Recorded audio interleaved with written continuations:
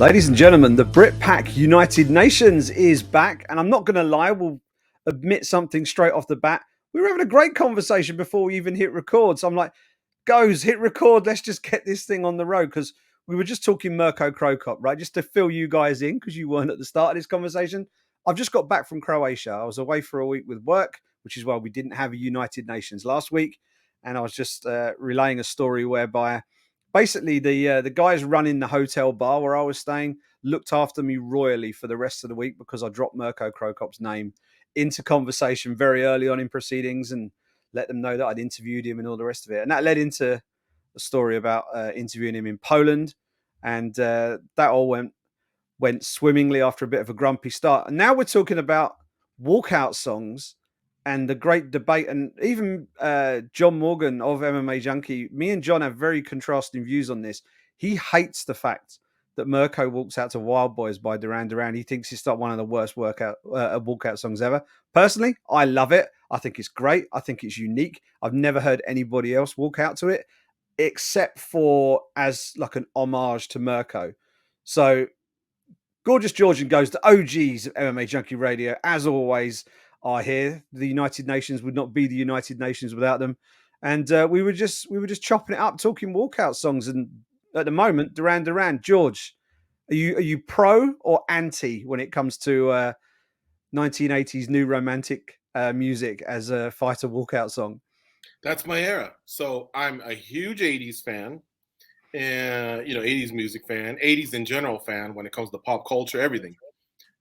But Mirko Cro Cop was one of the badasses of this sport who, because he also was a Croatian cop, hence the nickname, you could just tell like this guy wasn't playing around from, unless he was actually home holding one of his kids, maybe.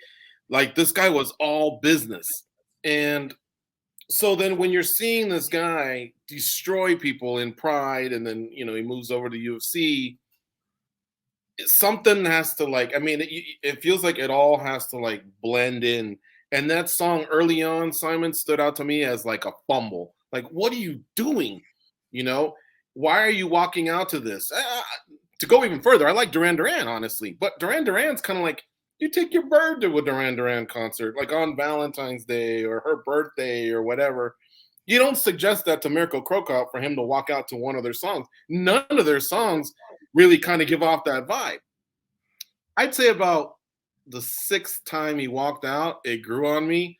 And I was like, yeah, like to the point where now when he migrated over to the UFC, I'm one of those fans, if I didn't have a credential that day or if I'm at home, you just heard it and I'm like, yeah, you erupt, you jump out of your seat. I fell in love with it because he made it his song, but early on, I'm with John Morgan. Did not like it one bit. Oh, I loved it. Like when I was a kid, it was Duran Duran and Spandau Ballet. They were the two big new romantic bands, and you're either in one camp or the other one. I was a big fan of both of them. I've done Spandau Ballet on karaoke many a time down the years. But is that true? Yeah. I won a competition singing "Through the Barricades" by Spandau Ballet in Mallorca. It wasn't a high quality competition because I can't sing. You beat out the other singer, or how many singers were in this? There was at least one other singer, I think, from memory. Yeah, they made me wait as well. They put loads of other people on in front of me, and because I just went in, I just wanted to have a quick belt of a song and then disappear off on the pub crawl that I was doing in Magaluf, which is absolute carnage. By the way, you just have to Google that place. It's like the cantina from Star Wars, but in street form. With a load of drunk English people. That's basically what Magaluf was. I assume it's the same now. But yeah, Duran Duran were kind of my number one of those two. I much preferred them. But Goze, were you a fan of Wild Boys from Mirko's walkout? I know there was one time actually. I think it was his UFC debut. It was the one time he didn't walk out to it. He walked out to the Pride theme on his UFC debut. Yeah. But other than that, it's always been Duran Duran. Were you a fan? Well, I'm a little underprepared for this conversation because before we started, when you said this is a great conversation, we need to put on the air, I thought we were going to talk about OnlyFans, but To answer your question, I think it's amazing. I grew up in the MTV era of music videos. You have to remember that a lot of what we remember Mirko Cro Cop for is from Pride. And Pride did such a good job of making things into a spectacle that his walkout wasn't a camera just in his face. It was the entire stage and the fog and him walking down that ramp, sometimes even coming up from under the stage. So it made you kind of almost feel like you were in, like this was some kind of music video or something. And you had no idea what the movie was about. But I thought it was incredible. I loved it since day one. I think it's great. And here's the Yeah, other thing, guys. There was a big rivalry with Pride and UFC, like kind of similar to WCW and WWE back then. It may have even been WWF back then, where like the fans were split. We all enjoyed both organizations, but you had Pride homers or UFC homers, and I would even argue that Pride was looked at as the number one organization in the world, with the UFC like a 1A. Not like how UFC's a clear 1 and Bellator is a clear number 2.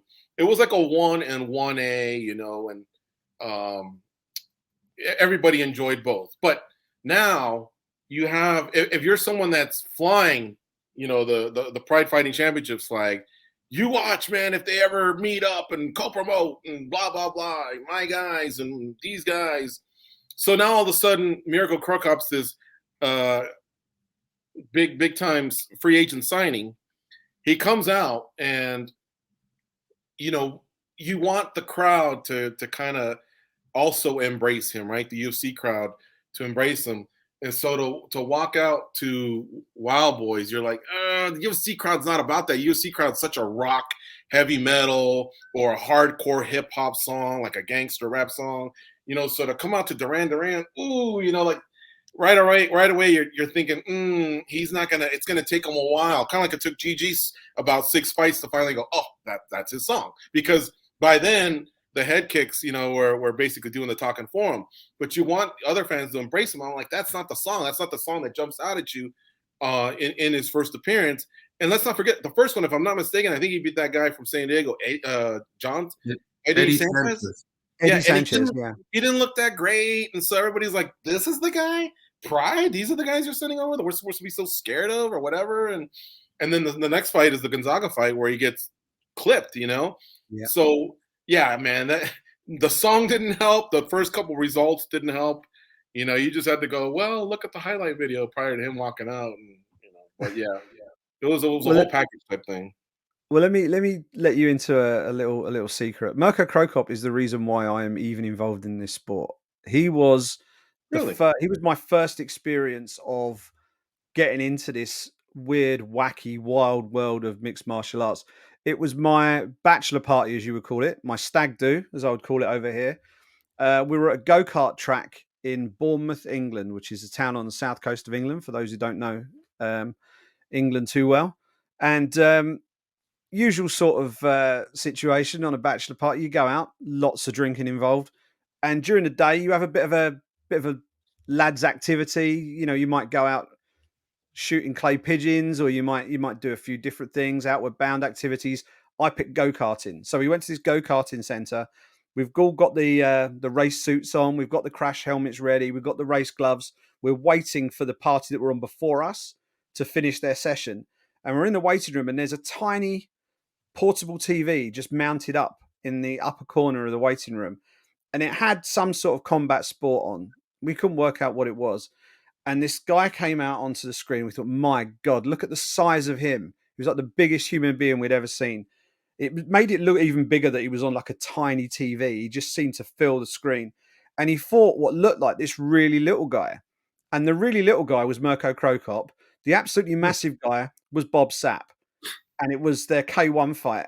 And we're just sitting there looking at this going, well, that guy with the Croatian flag on his pants is going to get absolutely murdered here. Let's watch this.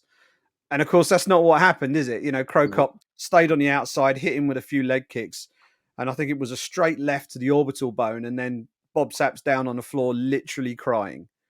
And everybody was like, my goodness me, what have we just seen? This is incredible. So I then, after a very drunken weekend, I decided to look this guy up. find out who he is, read his backstory. I'm absolutely fully bought into his backstory. I start finding videos of his kickboxing knockouts and all the rest of it. That then turns me on to the UFC, which was being shown on a TV channel in the UK called Bravo. Wasn't live at the time. It was all just like UFC Unleashed, I think it was, which was literally just like a highlight show, and or featured fights of the week or whatever it might be. And they used to show that, and they used to show the Ultimate Fighter. And it was just before, I think they were running the Ultimate Fighter 1, but it's probably at rerun stage at that point. But then eventually we got the Ultimate Fighter 3 with Michael Bisping and Ross Poynton from the UK who were in that. And we were off and running at that point. I'd already done like Japanese jiu-jitsu as a kid, so I understood the grappling side of MMA to a degree. I had an appreciation for what's going on the mat, which for an English guy is the big barrier, right? We don't wrestle over here. We don't grapple much over here. Well, we do now, but we never used to. And that's what got me started. Next thing we know, I'm trying to get it in the newspapers and all the rest of it, and then I end up writing about it for a living. And here I am talking to you two reprobates on the internet. It's great. But yeah, all down to Mirko Cro Cop. Hey, so not to derail the show, but you want to hear a kind of similar story? Yeah. How I got started was back in the day, in the United States, they would only show the major teams in soccer. So at the time, you could only see Manchester United, Ajax, Real Madrid, Barcelona. That's about it, man. That's all they would show. And I was watching a Manchester United game, and when it ended, I thought I was watching pro wrestling, but what it was Pancrase. And it was Boss Rudin and I believe Frank Shamrock. But they were dressed like professional wrestlers. So I'm like, oh, it's pro wrestling. And I'm like, God, they're beating the shit out of each other. They're really hitting each other. And then that turned into, well, what is this? And then that turned into other stuff. But yeah, kind of similar. You were watching Manchester United before you were watching MMA. That surprises me. Yeah. Yeah. Wow. And of all the teams you could have picked, of those elite European teams that you could have chosen to follow, you picked Manchester United. They didn't really give me a chance. It's like, if you want to watch, this is all we're giving you. Simon, you got to remember, we didn't have a domestic league till 1994, 95. It was the World Cup of 94 that kind of spawned the MLS league. Yeah. So prior to that, like there was really like what the old school New York Cosmos or whatever other teams were out. The Tampa Bay Rowdies, Vancouver Whitecaps were the USFL team. LA Express, was it? No, that was American Football, LA Express. But yeah. So there really wasn't too much, and now you're battling. So NBA really took off with Bird and Magic in '79, and it just became a juggernaut. It really wasn't that big, honestly, before that. And then, of course, baseball's just always been a hit. Football for sure. And football's divided in 3 levels. A lot of people watch pro football. Arguably, it's our most popular sport. College football is not far behind. It has the carryover from pro football, and sometimes it's just got its own audience that prefers to watch the raw kids that aren't playing for money but are going to be in the next level anyway. Still high-level stuff. But and then high school football is tremendous as well. But that's been more of a last 10-year thing. But so early 90s, yeah, there really wasn't too much. And our country takes in so many people from different other countries that I think as cable systems started expanding, what they wanted to do was have something for the international audience. And that's why it could really turn from cricket to now the match of the week in soccer, to now maybe even Mexican lucha libre. Like it was kind of like an international channel that you would have or whatever. So that thing could just jump around, you know what I mean? And you could get different things. Pancrase could be up next. So now, of course, there's a channel for everything. But yeah, back then, if something was heaped upon you that impressed you, that was it. And for me, it was Eric Cantona and the Collar, so, yeah, many different reasons for why it was there. But like I say, we may not have even heard of Bayern Munich till like the 3rd or 4th year or wherever. The United States and the UK have always been very, very close in terms of, you guys set a lot of trends for music and fashion and things like that. And then, of course, how are you going to get away from Real Madrid and Barcelona for the Latino audience? So I guess maybe that can explain it a little bit more. Yeah, no, it's interesting. Like, there's a great documentary on. If you haven't seen it, I thoroughly recommend it. It's called, let me get it right, Once in a Lifetime, it's called. It is the story of the New York Cosmos. It's a documentary film, full length film about the story of the New York Cosmos and how they ended up signing Pele. And they started out in this field, literally in the middle of, I think it was just in some rough area in New York. They barely had any stands. And they used to paint the grass green to convince Pele that it wasn't just some really bad field. And he came in after one match and said, "I'm never playing for you again. Look at what your pitch has done to my feet." And his feet are all green. And they're like, "Pele, it's just paint. It's fine." And they sort of washed it off his feet. And he's like, "Oh, okay, we're all good then." But yeah, there's all these incredible anecdotes. I used to go partying at like, was it Studio 54? Mm-hmm. Yeah. Studio 54. Yeah, they used to go partying at Studio 54. Their goalkeeper, a guy called Shep Messing, did this big naked spread in a magazine. And the whole thing is just absolutely wild. But look it up. It's called Once in a Lifetime. I don't think it might be on Netflix in America. I don't know. But you can probably find it on like Amazon or something. It is absolutely brilliant. It's superb, and you've got all the music of the era as well, and all that sort of stuff. It's fantastic, and I love all that stuff, all the history of football, and that was like the North American Soccer League back then. And as you said, the MLS only kicked in after the World Cup in '94. That was part of the deal that got the United States the World Cup. The fact that they'd do this new league, but Well, yeah, you threw a curveball at me because when you said once in a lifetime, I thought you were going to tell me it was a documentary about the team you support making it to the Premier League. we haven't done that yet. Oh, you That's haven't? not. I thought I saw you No. post one of your greatest days when you guys won some championship and made it to the Premier League the other day. I tweeted the other day. I call it St. Tomo's Day because every year we tweet. It was the year that we. Do you remember the year when Manchester United won the treble? They did the Champions League, the Premier League. That's when they beat Bayern Munich in Barcelona. That night in Great Barcelona, comeback. Oh, right? Unbelievable, right? Ollie Sheringham and then Ollie Solskjaer, right? yeah, yeah. That same year, we got to what then was called the Division One playoff. Was it the Division? No, the Division Two playoff final, Oh, which would have got us into, the Division One playoff final, which would have got us into the Championship, which is the got second tier of English football. And we played Manchester City. We were in the same division as them at the time. They'd fallen on hard times. They were in the same league as us. We got to the playoff final. It was a really tense, tight game. We were at this. This was at the old Wembley Stadium before they knocked it down and rebuilt the spectacular stadium we've got now. And with 10 minutes to go, it was 0-0. And then we scored. And then the whole, like, our end of the stadium just erupted. I've never experienced anything like it. 2 minutes later, we score again. We're 2-0 up. There's about 5 minutes left at Wembley against a Manchester City team who, like, their back four costs more than our entire squad, right? And we're in dreamland. We're going to get promoted. Everything's going great. 87 minutes, 88 minutes, 89 minutes, 90 minutes. The board goes up, 5 minutes stoppage time. This was back in the days when you only ever got 1 or 2 minutes added on. 5 minutes of stoppage time. We're like, where did 5 minutes come from? Then Manchester City score. And it's, oh shit, it's 2-1. We better, okay, batten down the hatches. We've just got to hold on. Then in the last minute of stoppage time, they equalise. And the wall of noise that hit me was like, I've probably said this before. In the film Iron Man, where he's demonstrating those missiles at the start, and he stands there with his arms outstretched, and the cloud of explosion just hits them.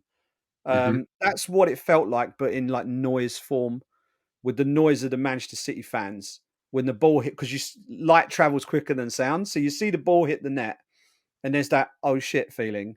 And then the wall of noise just hits you, and it's just like a double gut punch. And then it went to extra time, and then we went to penalties and lost on penalties. So it was terrible.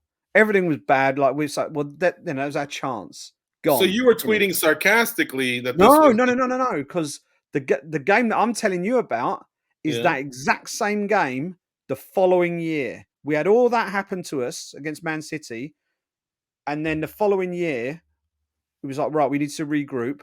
We lost the last regular season game, which would have meant we would have gone up automatically. If we'd have won that game or drawn that game, we'd have gone up. We lost, The which meant we had championship. to go into the championship, Okay. which meant we had to go into the playoffs. We got to the final of the playoffs where we played a team called Wigan Athletic, who have been in the Premier League, right? I've heard of them. They're a Northwest team, right? That's it. And we were losing in extra time, 2-1, and it wasn't looking good. We couldn't. We didn't look like we were going to score. So our manager put on our 38-year-old player coach. He scores with a header.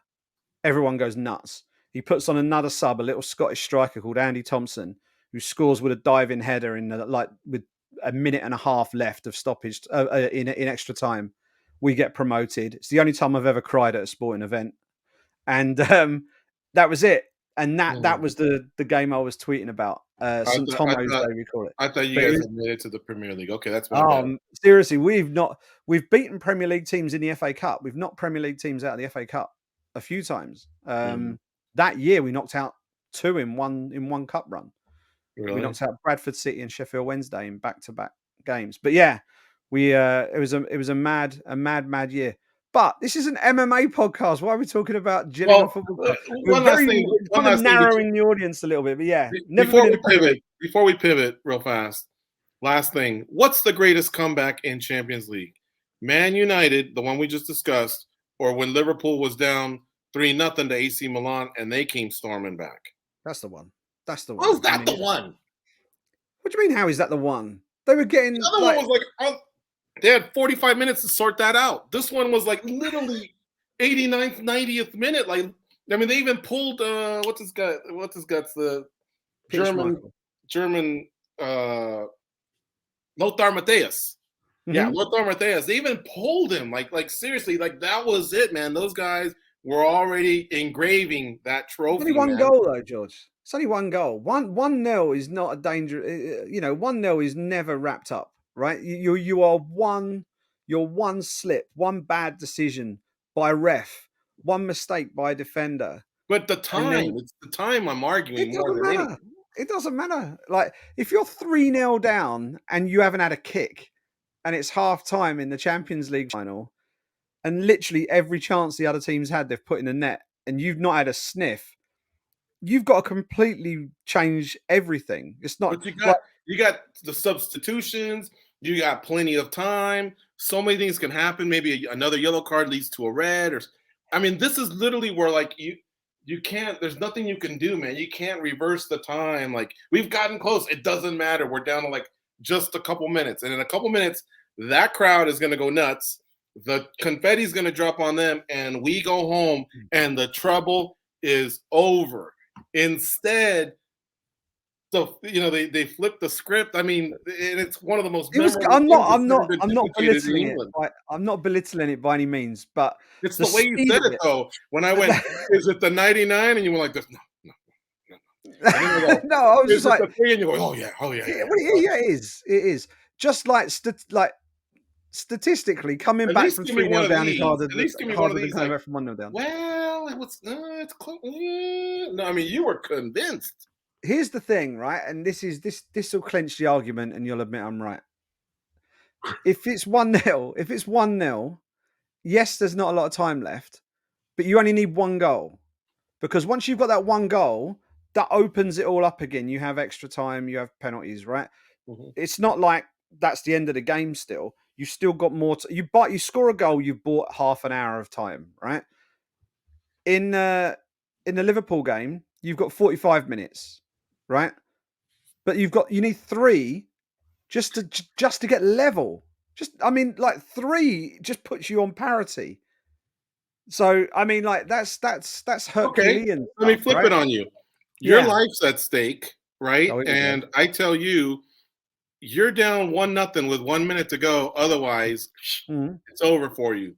Mm-hmm. So you got 1 minute to sort out your team and say, okay, this is the play we're going to run or whatever. Mm-hmm. Wouldn't you rather have 45 minutes to come back from 3-0 than 1 minute to come down from 1-0. See, now you're playing weighted risk, right?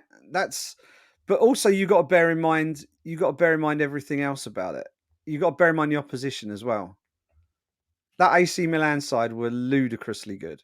That Bayern Munich team were old. I mean, I know Lothar Matthäus was old. They had Oliver Kahn. They had a lot of Matthias Sammer. I can't remember all. I reckon of them. that average age was about 32, 33, which in soccer terms It's still Bayern Munich. Yeah, I know. But Bayern Munich, that was back in the days when Bayern Munich had very little opposition in Germany. Now the Bundesliga every year they have little opposition in No, Germany. they have now Dortmund and Salzburg, teams like this, Frankfurt, who just won the Europa League. But yeah, no, they were both very good comebacks, George. I think they both had their own dramatic. Here's one way of looking at it, right?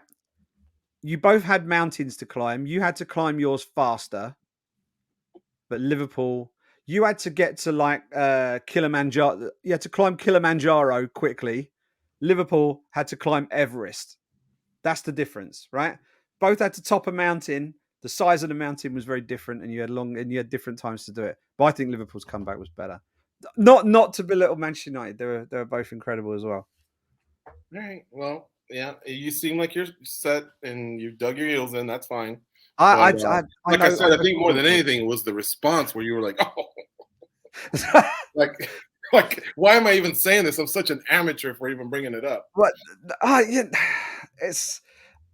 I've watched a lot of football. So to me, coming back from 3-0 is always harder than coming back from 1-0. That's just a statistical fact. I don't know. The other day, Manchester City was down 2-0 with 15 minutes left, and they put in 3 on Aston Villa, I believe, to win the Premier League. So they came up with 3 pretty quick. Notice how I didn't say back in '83, or I think my uncle told me about a game in 1960. I just referenced 2 weeks ago or whatever. This is not a piece of statistical research that I'm expecting you to do. And it's not even a piece of statistical research I think we are, as a threesome, capable of doing. But I'm prepared to go out on a limb and say, if you did that research, you would find that last-minute equalisers are far more common than teams coming back from 3-0 down. So perhaps perhaps. Or yes is the word you're looking for there, I think.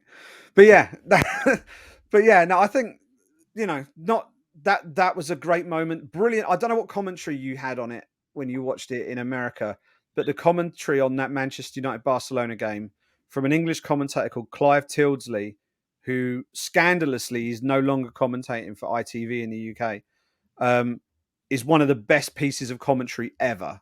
If you look up the commentary on YouTube, they get the corner for Sheringham's goal, and Tildesley on commentary goes, can they, Schmeichel's coming up for the corner, can United score? They always score, because that year they scored loads of last minute goals, didn't they? So they always score. Bang, Sheringham scores. And then, then when Solskjaer got the winner, all hell broke loose. But yeah, amazing stuff. All right. Hope you guys are enjoying the Brit Pack United Nations Soccer podcast, by the way. I'm thoroughly enjoying myself. But let's flip it ever so slightly. You took your comebacks. What is your favorite? It doesn't have to be the best. It doesn't have to be the most famous. What is your favorite MMA comeback that you've seen? I can think of a few, but it might be a career comeback. It might be just a fight comeback. Okay. The way it works best for me is because there's a ton. And then when you start hearing the others, you're like, oh my God, I'm an idiot for not starting with that one. So let's just throw stuff at the wall, and it gives us time to like really, really hone in. I'll just throw one that I really, really liked. Is that okay, Simon, or did you have a certain formula? There is no format here. Just okay. All right. So one that I just recently saw the other day, because Holly Holm, when she was fighting Ketlin Vera, they kept talking about, in fact, I think Goze brought it up on a spinning back click or something, Misha Tate. Misha Tate's down 3-1 and her takedown wasn't conventional. It wasn't like a blast double. She didn't pin her against the cage and then work a sequence, starting with grabbing a single, or anything like that. There was no judo toss. Like, she literally went after her and she looked like a defensive end, just grabbing the quarterback and throwing them down to the ground, so sacking. So that she did that.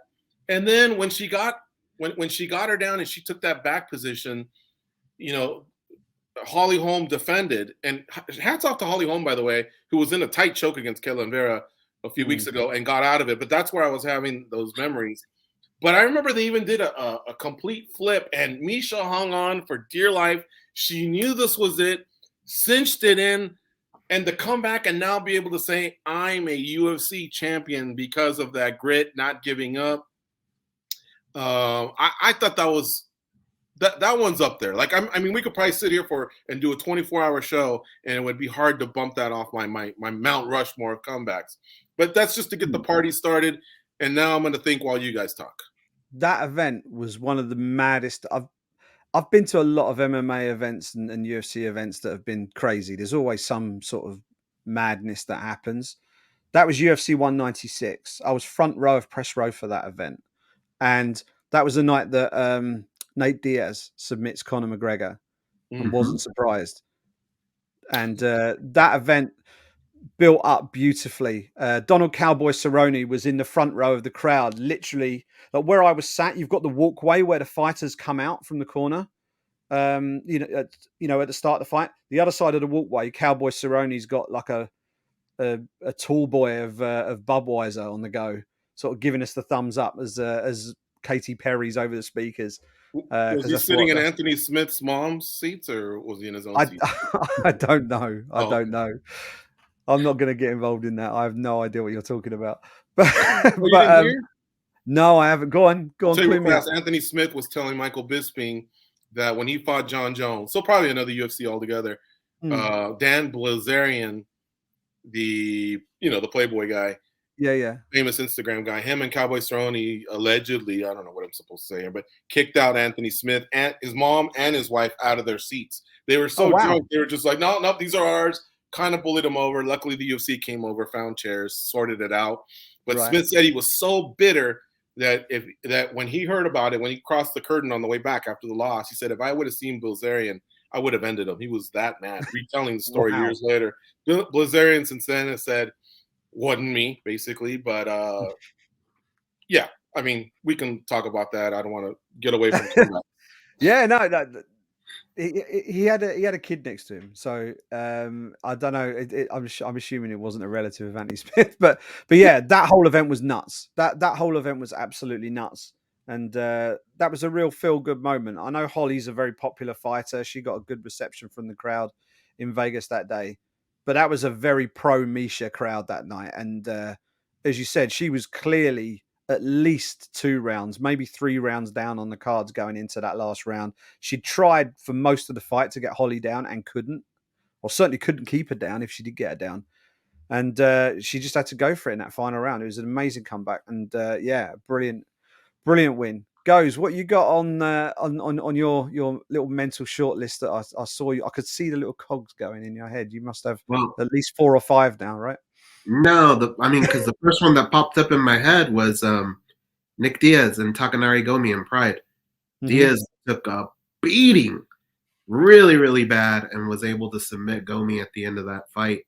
And I remember, it's a trivia, I actually bought him dinner that night, Nick Diaz, after that fight. Can you guys guess where I bought it? Where was this? Shops at the Caesars? Subway. Yeah, I was at Subway, and all of a sudden he walked in looking like Frankenstein. And I'm like, dude, you don't have like an after party or nothing? And just walked in, ordered a sub. I bought him a sub. But yeah, he had taken a beating that entire fight, and then he came back and got the victory submission. That is mad. That is absolutely mad. I'm desperately trying to look up the one that I have in mind. There it is. Ultimate Fighter finale. November 11th, 2006. Scott Smith, Pete Sell. Oh, that The body Just- shot, right? Oh yeah, well he looked like he was done. He was sort of curled up in a ball. It looked like he was all finished. Cell moves in for the finish, and Smith just drags this absolute monster punch out of absolutely nowhere and finishes the fight. That's mad. Obviously, there's the Pat Barry Chet Congo fight, which might be the last entertaining fight Congo was in, to be honest.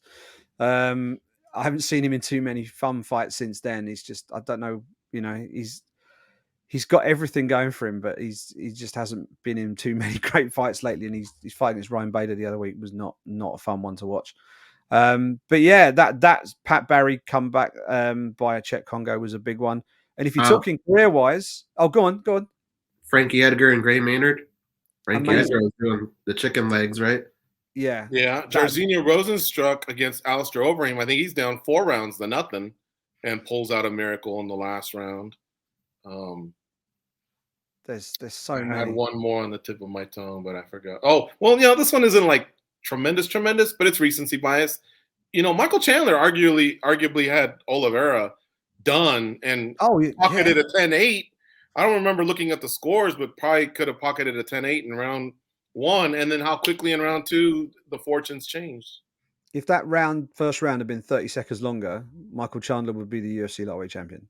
It was that close. Or if that exchange had happened 30 seconds earlier. Colby Covington's up 2-0 on Kamaru Usman in the first fight. Usman comes back, evens the score, and then finishes Colby Covington in round 5.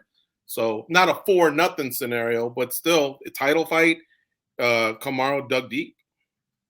Yeah, and if you're talking career-wise, and the anniversary of this is this coming weekend. This is the Brit Pack, right? Michael Bisping becoming a UFC middleweight champion. His whole career is a comeback story. Every time he got to within a sort of a touching distance of a title shot, he lost. He lost to Chael Sonnen. Well, in fact, before then, he lost to Rashad Evans as a light heavy in a fight that was very, very, very close. We were at that fight. He lost to Chael Sonnen. He lost to Vitor Belfort. He lost to Tim Kennedy. All the time where he was right there. He just fell at the final hurdle every single time. And he had his fight with Anderson Silva, which was the fight that he was chasing for all those years because Silva was the champion when Bisping was really on the run to sort of get the title shot. Silva over Sonnen, since you tossed out those names. How about those two? The first amazing fight. Well, that's got to be one of the biggest ones because Sonnen was just absolutely bossing that fight for everything except for about the last 20 seconds of the fight, up until the finish. Till that triangle went on, it was one-way traffic. And then what happens, when the testing comes in, how it would have really, really ruined everything. Tim Sylvia had Nogueira had a nice comeback against Tim Sylvia for an interim title. Yeah. I think it was in 2008. I remember we hosted at our house in Santa Ana. We must have had like about 40 people there. And that was one of the times where I remember everyone just standing up and erupting because it was such a great comeback. And again, it was that Pride versus UFC, those times, where there was still a legion of Pride fans that were like, wait till you see this. And then all of a sudden the big goofy guy from Maine is winning, and actually dominating. But that was a huge comeback as well. Yeah. Yeah. And one that's not perhaps as well known, but I was in the arena for it and it was absolutely nuts. Was at Bellator Dublin show, Peter Queally, who's going to main event against Benson Henderson in September in Dublin. That'll be a good fight. He was fighting an English guy called Ryan Scope, and Ryan Scope was lighting him up early in that fight. Had him in big trouble. And at that point, Peter Queally had never been finished in a fight, but he was in trouble.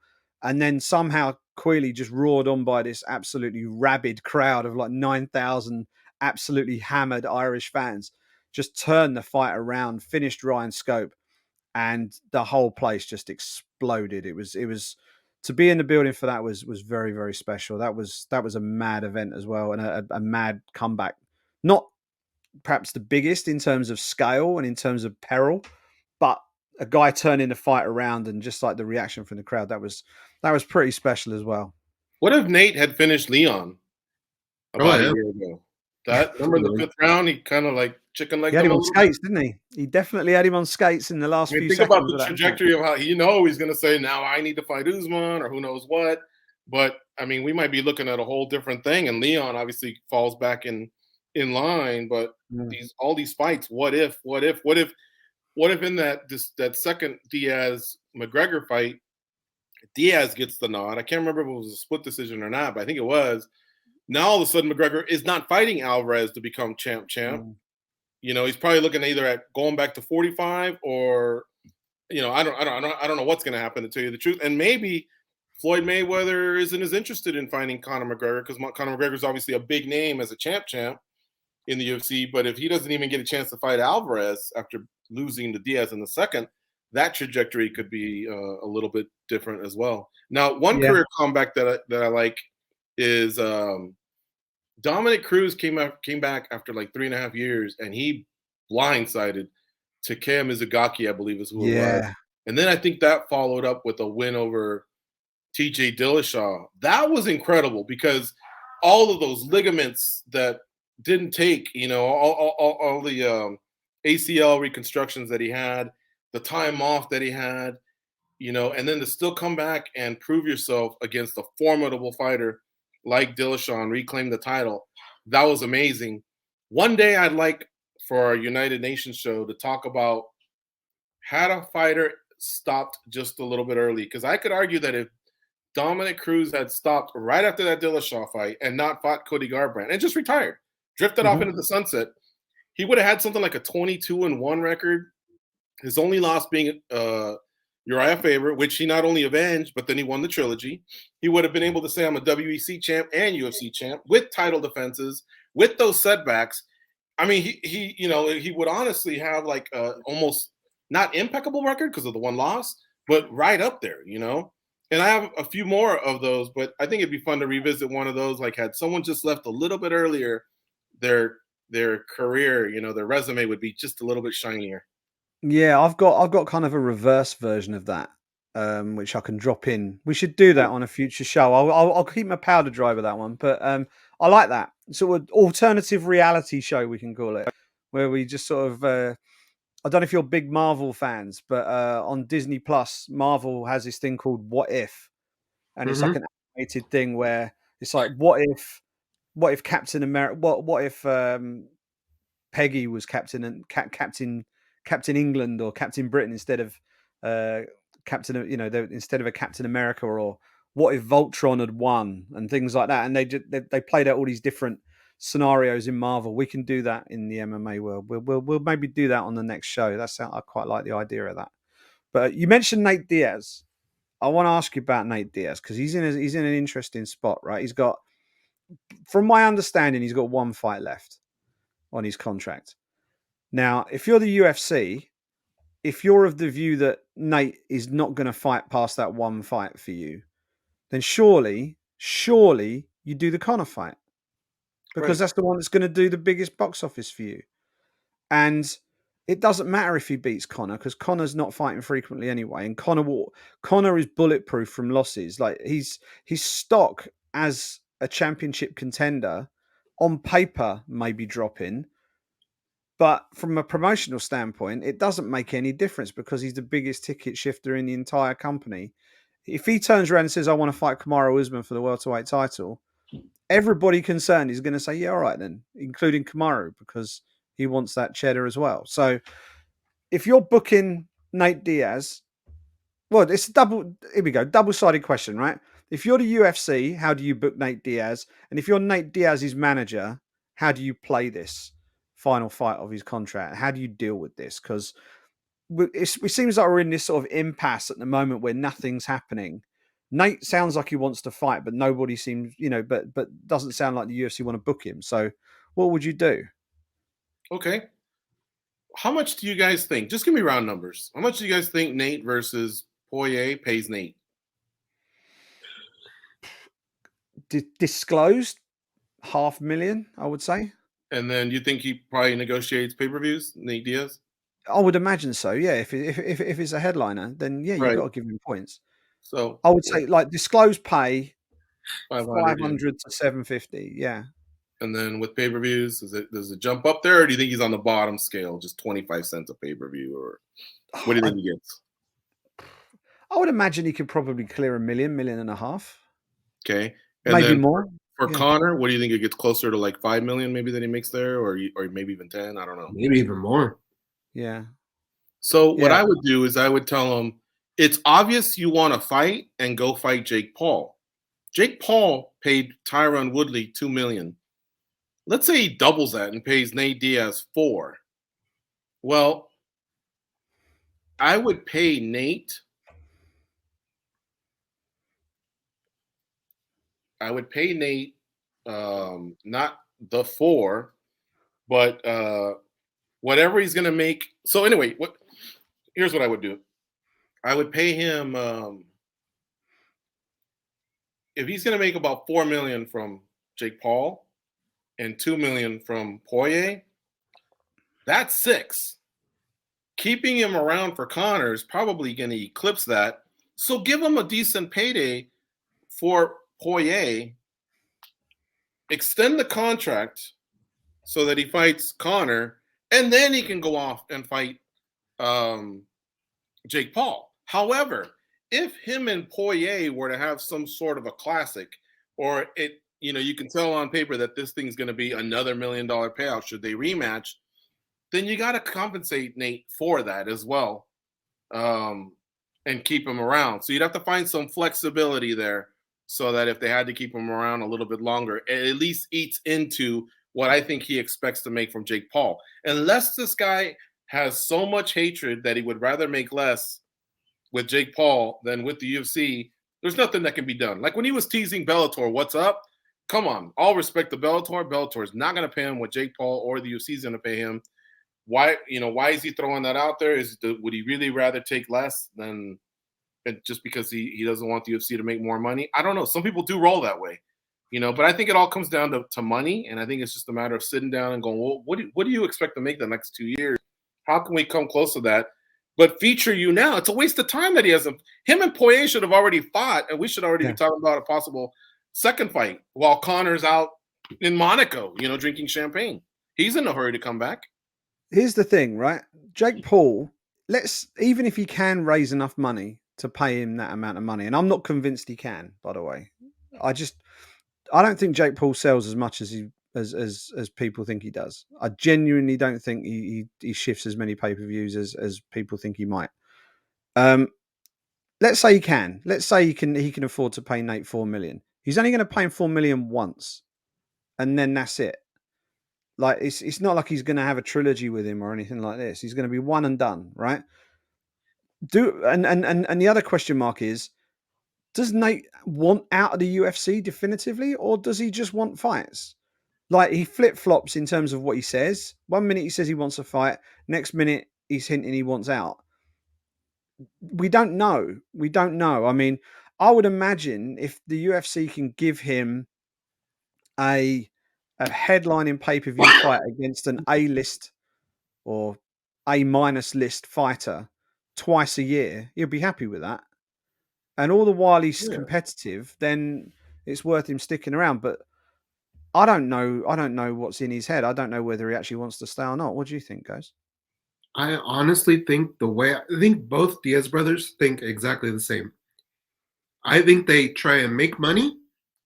They spend it and don't think about MMA until they're done spending that money, and they need more money. When people go, "Hey," sounds like me in my teenage years. Exactly, dude. I don't really think they forecast 401ks or anything like that.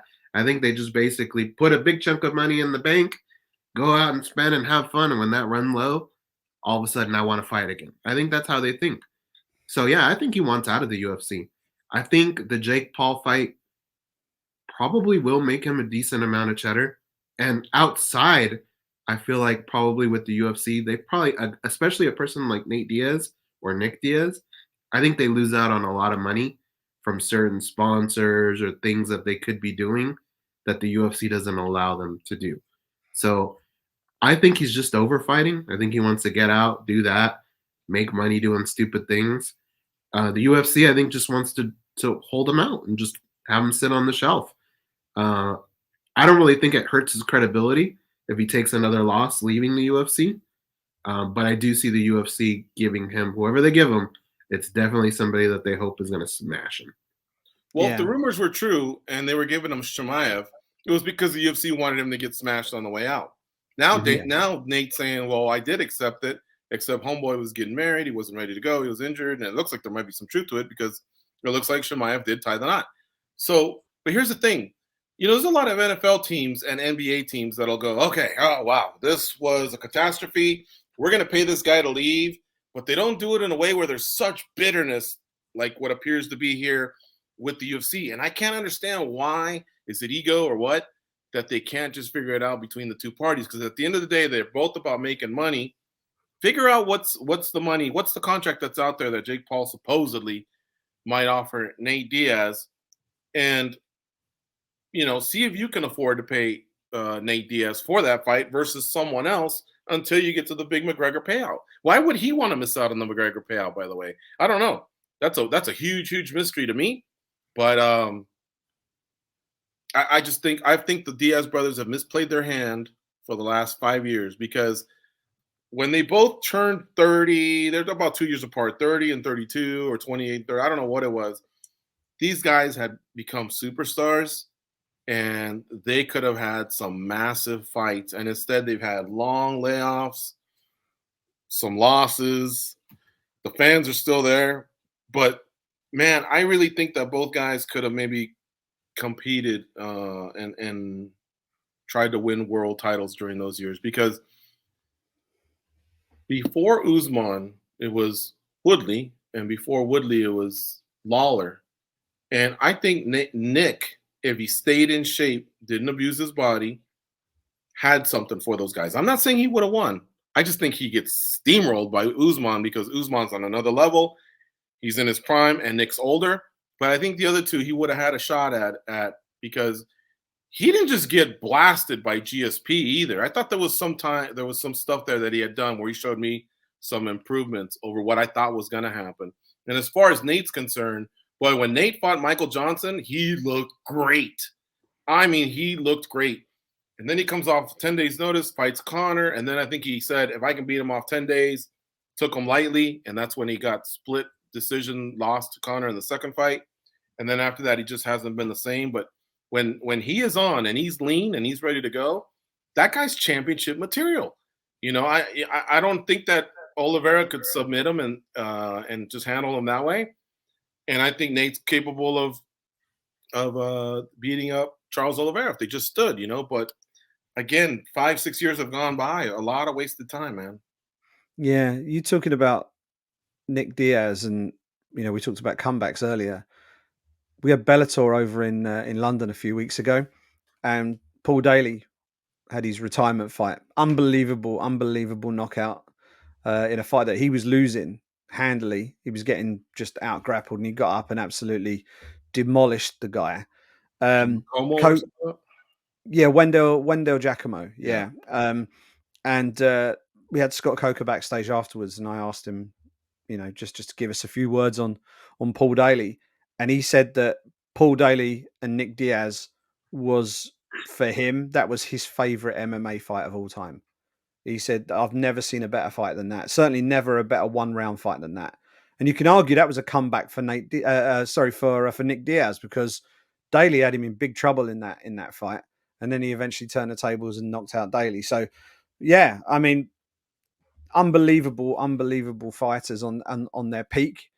I'm not too worried about seeing Nick Diaz compete too much now. I feel like he's not, we saw him last year or year before, and he showed us flashes, but I don't necessarily know if it's in his best interest to be in there with the best guys in the world anymore. Nate Diaz, if you keep him focused, you give him a training camp and you give him a goal and a reason to get in cage, I think he can be a problem for most people in his weight class. 55. If he fights at 55, yeah, 55. He gets obliterated when he goes to 70.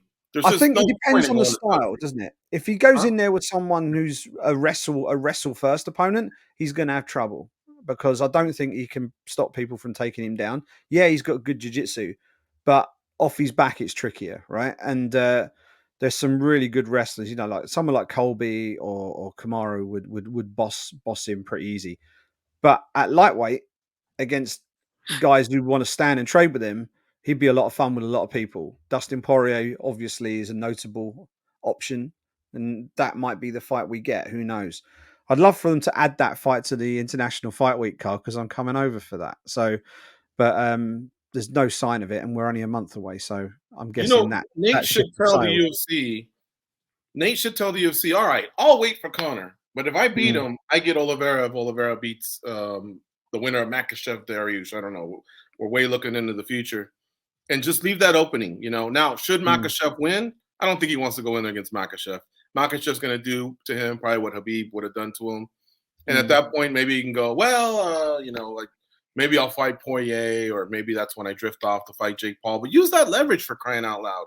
I feel like a lot of these athletes just, they get absolutely tooled at the negotiating table by the UFC. Honestly, that's what I think. I think we have a lot of good managers for MMA, but not for overall sports that have yet to really, I guess, take it to another level. And I'm waiting for one of those guys like Abdelaziz, Attar, Kawa, Butler, one of those guys to take it to the next level, like what the guys from CAA wanted to do or whatever.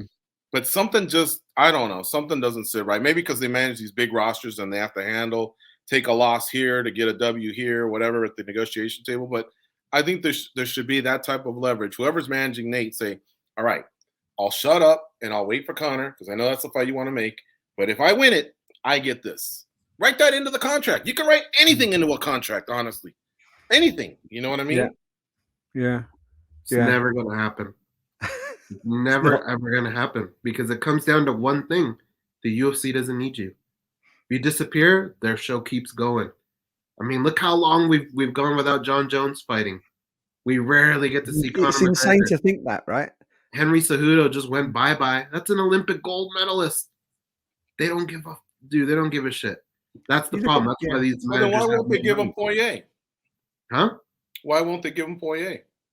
Because they want to make him hurt. Because that's how they run their business. Dude, look, here's the thing, guys. Nate Diaz, he's not a great fighter. I'm sorry. He's a tough fighter. He's a tough cat. He's not great. I'm going to put a gun to your guys' head, all right? And I'm going to go through the top 5 in that division. You tell me who you pick. Charles Oliveira or Nate Diaz? Who are you taking in that fight? At this point, man, Oliveira's clicking. All right. Poirier? That's a closer fight, but Poirier wins. Against Nate? Well, no, against Nate? Yeah. 5 rounds? Gun to your head, George. Let me tell you something, man. And we're the best Poirier and the best Nate is showing up, right? Right. Well, no, just whatever. Current Nate and current Poirier, because that's what we'll get. The current state they're in. Oh boy. That's what scares me about Nate is if he's going to give me an honest stamp. I would have to make sure that it's at 55 so he gets his miles in. Huge win bonus. I don't know because Poirier and Gaethje have both shown me that hands all day, chin all day, toughness, whatever you want to call it.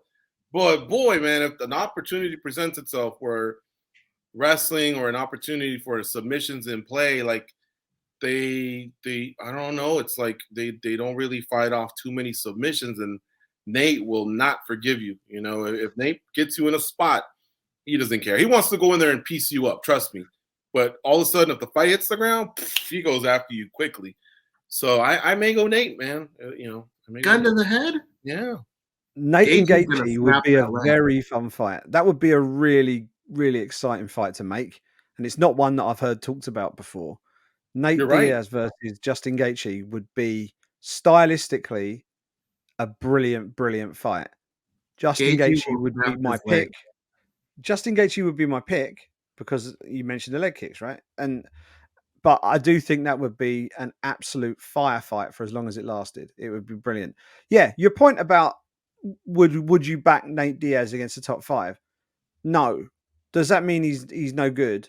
No, it doesn't mean that he's no good. It means that he's good, but his recent body of work isn't consistent enough for you to legitimately say, yeah, I'm picking him against these guys who have had a strong, a good strength of schedule over the last 3 years, because Nate hasn't had that. So if Nate had that, we might be having different conversations about some of these matchups. But he fights so infrequently, it kind of hurts his stock. But that's why. That's my point.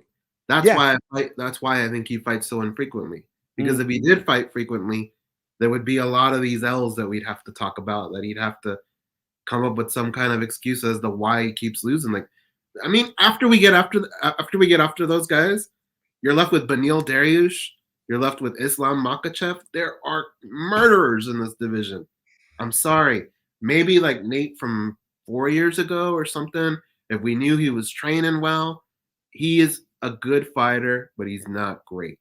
Let me flip a question. Let me flip a question at you then. All right. It's exactly the same question. Take out Nate Diaz, put in Conor McGregor. Same thing. There you go. But at least I think Conor has one punch knockout power. Yes. Where he can kind of like that first minute, you're no matter who it is, you're still kind of sitting there going, oh God, what's gonna happen? I don't feel like you have that with Nate. Like, he's not gonna one punch knock you out. He's gonna do it with volume. It's death by 1,000 cuts, isn't it, with Nate? Conor versus who? Who's the scenario here? Top 5 lightweights. Conor versus all the top 5 lightweights? Yeah, the same thing we did with Nate, just flip it. Now it's Conor. So I think you're talking a very similar set of results, to be honest. Let's not forget, Conor has fought once at 155 pounds in the UFC. He's fought twice, isn't he? At 155 pounds, because he beat Eddie Alvarez. Was 55, right? I don't remember. And he lost to Khabib. He's only won once at 155 in the UFC. But yeah, no, I think Nate has a marquee name. Conor has a marquee name. Neither one of them, unless you're going to go mad and put Conor in a title fight, Conor's probably got more options than Nate has right now. I think Conor has the Nate option, which I think is obviously sells itself. It's a trilogy fight. It's a fight that has been sitting there waiting to be made for the best part of 4 years. Jorge Masvidal has entered the chat. That is a fight that I would love to see. That's a fight that I suggested a couple of years ago, and people went, Conor will never fight Jorge because Jorge's just too big for him. Well, take a look at Conor right now. He's walking around like a middleweight right now. Jorge was a lightweight at one point. It's not like he came from middleweight to become a welterweight. Exactly. He went from lightweight to become a welterweight. Yeah, that would be, if ever there was a fight that would get the BMF belt back into circulation, that's the one, right? If Conor said he wants the BMF belt on the line, I would imagine that they would do that, and that might be his best chance of getting a belt right now, to be honest with you. So, there's so many different options, and you're talking about the stars. Look who the UFC have lost over the years, right? Ronda Rousey gone, George St. Pierre gone, John Jones, haven't seen much of him, Henry Cejudo gone, Daniel Cormier gone. We're some marquee names. A lot of, and Conor McGregor has been fighting infrequently. So, but yet the ship has still kept on rolling. They're still doing great business. And Eddie Hearn explained this perfectly. I think it was an interview with Ariel Helwani, and he said the difference between the UFC and boxing is that in boxing, the promoter works for the fighters, and in the other way around, in the UFC, the fighters work for the UFC, and the UFC are the brand, the UFC are the selling point. Whereas in boxing, it's the individual fighters that are the selling point. People don't say, "Did you watch the Matchroom boxing event the other day?" Or most people won't say that. They'll say, "Did you watch did you watch the Anthony Joshua fight, or did you watch whatever it might be, the Katie Taylor fight or whatever?" And that's just where the business model is very different. So the UFC can build their own stars, and they might not be as big, but as an overall entity, because their audience is doing this all the time, and because they did such a good job in the pandemic of being present when so many sports were out of commission. That softened the blow of losing so many of their big names. If I can get some of those big names back, if I can get Conor back, if I can get Nate back in there, if I get John Jones fighting again, if Henry Cejudo actually comes back and fights, these are all names that they can really pin some big events on, and then things will get, things will go through the roof for them. But at the moment, things are just ticking along quite nicely. So I guess they're not in any great rush. But if all those big names come back by the end of the year, 2023 is going to be massive, isn't it? Mm-hmm. Agreed. You know, we've done over an hour. We should probably wrap up. We started this talking about walk-in music and Duran Duran and Mirko Cro Cop.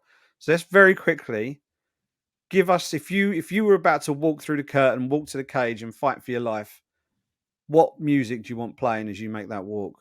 I'll let you go first, George. What are you picking? You got one song, one fight. I'm going to switch it up. The other day, I was listening to Sandstorm by Darude. Oh, wow. And it just gets the crowd going, right? Now, granted, that's Vandalay Silva's song. So I would ask him, can I use that song? And if he approved it, I would walk out to that one. It just has so much energy. And it sucks that if no one else ever doesn't take it, it just has to live in the history books, and I think it needs to be brought out every once in a while because it's just a great song in the arena. So I would that would be mine. It's a banger. What do you reckon, Goze? What would you walk out to? I think Jimi Hendrix, All Along the Watchtower. Oh, wow. But you ever watch Peacemaker? Yes. Oh, I say watch it. I've seen bits of it. I might walk out to the theme of that show. That's pretty good. That's pretty good. Oh, I thought you meant Leslie Smith. Yeah. Simon? I've got three I would pick between. I would either walk out to an Oasis song called Fucking in the Bushes, which I have a version of that, is actually the Brit Pack's theme song. It's not an original Oasis version for copyright reasons, but I have a version of that. That's the Brit Pack theme song. So Fucking in the Bushes by Oasis is an absolutely brilliant track. It's from the film Snatch as well. If you've seen Snatch, it's from that.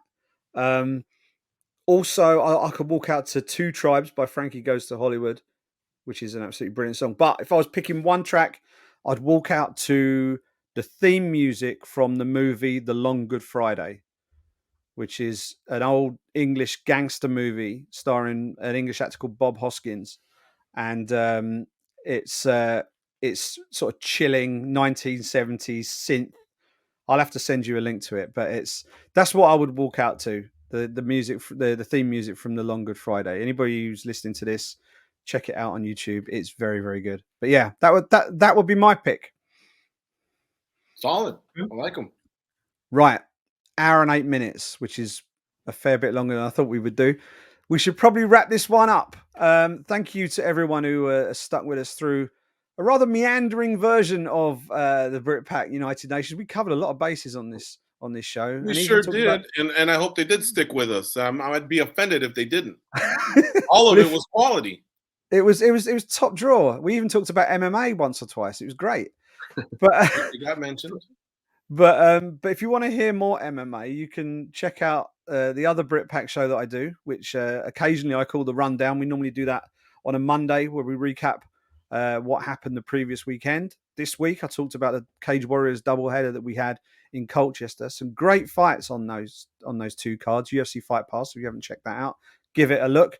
Also, Gorgeous George and Goze are dominating the airwaves with MMA Junkie Radio and the Triple G show on their Patreon. So be sure to follow everything that they do as well. Thanks as always to Gorgeous George and to Goze. And don't forget to check out everything they do. Thank you for checking out the Brit Pack United Nations. Enjoy the fights this weekend, and we'll talk to you next week.